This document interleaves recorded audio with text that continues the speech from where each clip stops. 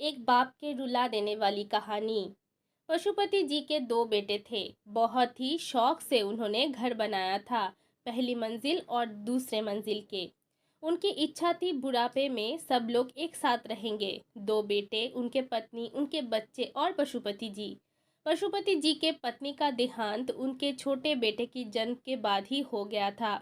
दोनों बेटे के शादी के बाद संसार में दरारें आ गई।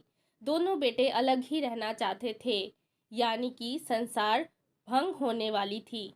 पशुपति जी को ये मंजूर नहीं था, पर क्या करे, बच्चों के खुशी उनके खुशी है।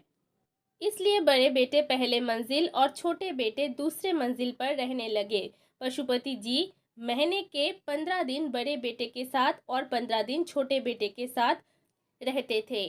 समस्या तो तब होती थी साल के जिस महीने में 31 तारीख होते थे, क्योंकि उस दिन पशुपति जी को कहीं पर भी रहने को नहीं मिलता था और खाना खाने के लिए भी कोई जगह नहीं था। एक भी बेटा ऐसे नहीं था जो उस दिन पर अपने पिता को खाने दे। दोनों बेटे लड़ाई करते रहते थे। एक दिन महीने के बीच में बड़े बेटे को एक पार्टी पर जाना पड़ा अपने फैमिली के साथ। तो पशुपति जी ने कहा, आज मैं कहाँ पर खाना खाऊंगा? तो बड़े बेटे और उसके पति ने कहा, पास वाले मंदिर पर आज गरीबों को खाना दिया जा रहा है, आप वहां पर चले जाओ। उस दिन पशुपति जी को बहुत दुख पहुंचा। बेटे के बात अनुसार वो भी मंदिर पर खाना खाने चले गए। फिर भी छोटे बेटे ने खाने के लिए नहीं बुलाया।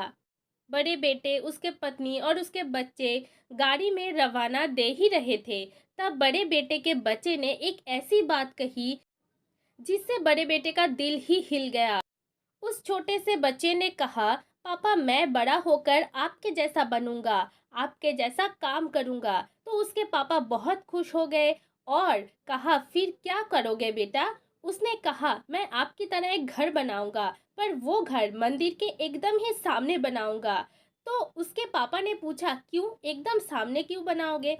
तो बच्चे ने कहा, मैं मंदिर के सामने घर इसीलिए बनाऊंगा ताकि जिस दिन मैं घर पर ना रहूं तो आप मंदिर में जाकर खाना खा सको और मंदिर में जाने के लिए आपको कोई दिक्कत ना हो, ज्यादा रास्ता चलना ना पड़े। इस छोटे से बच्चे की बात सुनकर उसके दिल टूट गया और उसने अपने पिता के साथ किए गलती के उसके एहसास हो गया।